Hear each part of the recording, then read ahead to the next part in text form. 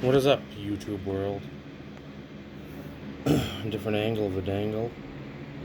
Today, I feel like I should sit on the floor because I'm on the floor of the YouTube community. I'm like the Von Hayes.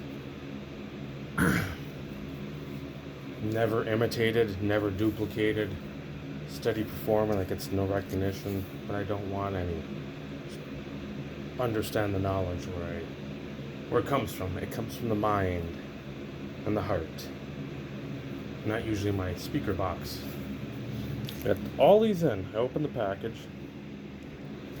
I looked at the first card. I'm like, what is this shenanigan? What are these shenanigans here? What is this? Then I saw one of the graded cards, and I saw a second graded card, and then I looked at the address, and it was from some guy out near Philadelphia, and it wasn't the Fresh Prince of Bel-Air. I couldn't believe it wasn't Will Smith. And I don't think it was any of those guys from that one show that everybody liked on HBO. I don't even remember what it's called. Seriously, sorry, Ed. But this package is from Ed, WeskerGriff. He asked for my address. I thought he was going to send me a Philly cheesesteak. First, I was sad because I'm always hungry and I like food. Second, there was a different name on the address, the return address thing. Huh. So I'm gonna have to message him about that. That said Tenerian Damsel, or whatever that character is from the Knights of the Round Table. I don't know. I don't remember because I didn't watch the show. I'm sorry yet. But he sent all these goodies. I'm gonna go through them. And after losing about 10 Bobby Abreu auctions for more than I'd ever want to pay, figured why not? Perfect timing. So we're gonna go with this stack first. I know what that card is already on top, so it's not like a. It's not Madonna. It's not a mystery. I saw the card on top. Will he get to the Hall of Fame? I know he won't, but he wasn't a flop. Do. So the first cards. I believe they might be all twins type guys. I have no idea. Dylan Lindsay from South Africa, with an 09 Bowman, WBC. Liriano. My brother had such a nice collection of him. Sold it smartly, wisely when he was hot back in like not 06, I think that's when he got hurt that rookie year. Maybe when he came back in like 08, 09. I think he dished a lot of that stuff. He had some boppers. And then Torrey Hunter, he knows I've got still a Torrey Hunter collection, so not what I have. I think 09 Upper Deck. Yes, Series 2. Card number 956. Those are the days I long for, like a Topps Total or a nice two plus a high series of Upper Deck. That's like 1,000, 1,200 cards. So first I saw, jeez, oh Pete. Sent this guy. Let me see if it's focusing on. Probably not.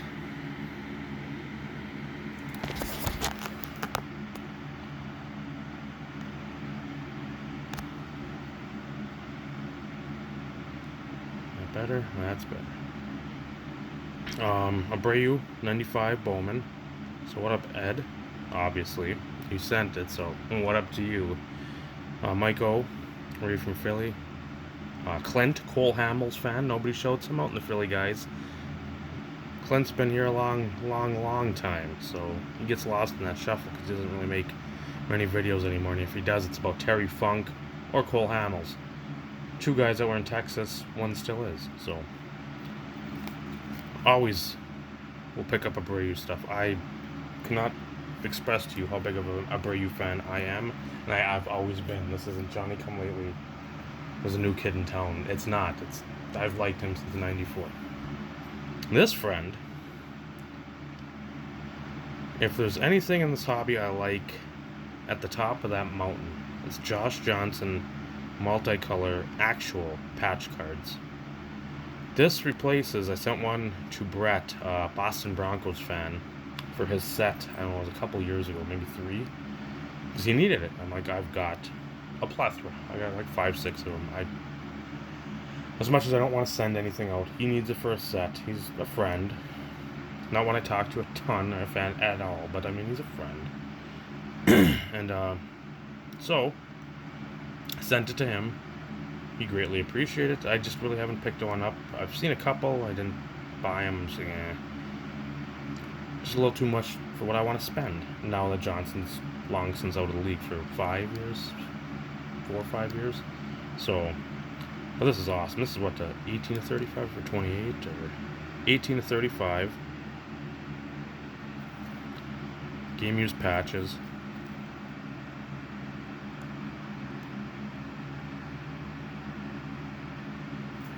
You got Josh Johnson stuff, rare stuff, anything like this, you let me know. I'm your guy. And we got a Mirror Emerald, a McCown. And that's out of, what, 10? 14. Close, it's close. A year off. Always looking for his stuff, too. That's another guy I've collected pretty much since the inception of him. I think 2004, March or April is when I really got heavy into McCown. He was a rookie in 02, but I mean, 04, I'm like, I'll prospect him. I'll see what he does with the Cardinals. Maybe he'll, no, just another, I won't say waste of money, but, man, what I thought he could be and what he ended up being, probably about the same. I thought he could be a little better, a little steadier over the years if given the chances, but he was pretty much your typical journeyman backup. Had the big year with Chicago. Would have been this year, in 2013. So I think he came in mid-season, did fairly well for him. So able to pick up a few more cards then because people had stashed them away probably for that exact moment. And this is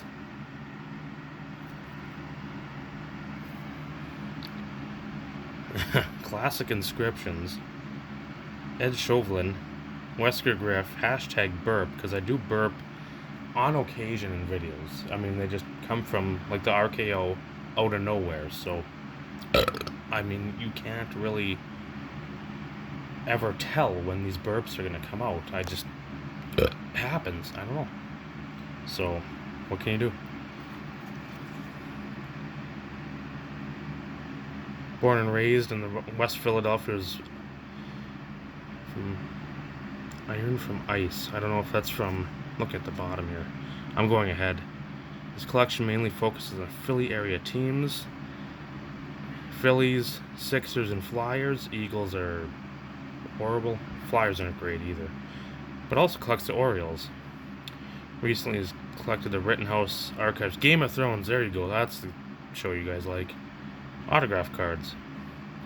Ed continues the never-ending fight to rally all sets to band together during the long night. WeskerGriff, Iron from Ice. In the Gutter memorabilia, copyright, trademark, and all other legal nonsense, 2018. That's about as binding as a contract as you can get. I mean, too bad Upper Deck didn't have that in like 2010 when they were going through their stuff, baseball-wise. So that's the Philly boys are hitting me up. Which is nice, because most Philly people you think are non-brotherly love, but Ed and Mike O showing a little brotherly love. And then he sent me this, which I don't know why. I think he might have gotten a 10. I don't know if he did or if he got just another 9. I don't remember. I know we've been talking about it. And I know I've got, I think, a 9.5 Bowman. I don't know if I've got a graded Bowman's Best, though. I think I got a few Bowman's Best. I got the Refractor, which that was like a top of the Abreu bucket list card. I wish he had the Crusade, but he doesn't. So that's one I don't have to pay out the nose for. But this one, that thing used to be not tons of money. It was like a $15, $20 book value card back in the day, but my mind still thinks to a lot of that. I'm not up with the investor charlatans that have infiltrated and soiled our hobby. Stuff that we love. Not stuff that we're always looking to fucking make $1 on. This hobby should be about fun, about learning, about building friendships, not building your fucking bank account. But once again, I digress, because that's the way the people are going now. They want to fucking make money. Good. But they want to be friends with you so they can get your money and fuck you over. Bad. Josh McCown, I'm going to pump and dump. No, I'm just going to make sure that everybody knows I love Josh McCown. If you got Josh McCown, send him my way. A UD graded. I may have this. I don't know if I got the graded, because I know there's several graded like that in this time frame. PSA 9 rookie, number 700. Which always leads me to believe, did they grade 700 and put 700 in like the pack? So there's a total of 1,400 or what? That would have been something I'd ask a UD rep at some point in time. Then we got a black refractor. These are always tough. I had a buddy, I think, that put together this set and sold it for like 1,200, 1,500. This and what was it? The badges, the Pro Bowl badges from 2002, or maybe you just put that together. I think you put this together too, but he'd always tell me how tough these were. I think I've only got one, so to get a graded one, that's friggin' awesome. Ed doing his homework, watching a few of my 50-minute videos. Can watch them from. Everybody can watch stuff from a ranch for 25 minutes, but they can't listen to actual sports card knowledge. A couple burps and maybe somebody passing air. That doesn't make any sense. But again, in these uncertain times of 2020, nothing makes sense. Fucking charlatans. And last but not least, everybody's gonna have a 2001 prospect, like the Sweet Beginnings type rookie subset card of Jimmy Jack Rollins. BGS 9. It's tough. There you go. See that foil. Numbered 1,000. Love Jimmy Jack. This team, the Phillies team, this was probably more of my favorite than the 93 one. The 93 one left me heartbroken and just like crying when Joe Carter hit that World Series home run to clinch the series. That was cataclysmic in my eyes. As a 13-year-old, I was bawling and weeping openly. That and it didn't help my dad, which was the last World Series we were able to watch together, was laughing because he said Joe Carter's going to hit a home run. The series is over. You don't need to worry about it. Said he's not. No way. Mitch Williams is going to strike him out. Next pitch. And it's like, oh, son of a fuck. So, but this team with Utley, Omar Baby Doll when they acquired him, T. Lee, Vicente Padilla, the Padilla Flotilla up in left field, Randy Wolf, Mike Lieberthal, Abreu, Rowland, Dougie Glanville. God, did I love that team. That's Mickey Morandini. Oh, Harry Callis, great voice. So, Ed, way too much. I'll message you, as I have not messaged you that this has come in yet, so... The Padilla Flotilla has come into port. If you're not subscribed to WeskerGriff, you're dumb. Stupid. Unsub to all these other investor channels that have popped up in the last 6 months that know jack squat about cards. And start investing your time in people that actually know about this fucking hobby. Hope that's good enough rant for you, Ed. I know you like a rant every now and then, and you're not afraid to let your opinions be known, but we need more people that do that. I don't need to rant all the time. It loses its luster. It's like a turd in the rain. Nobody cares.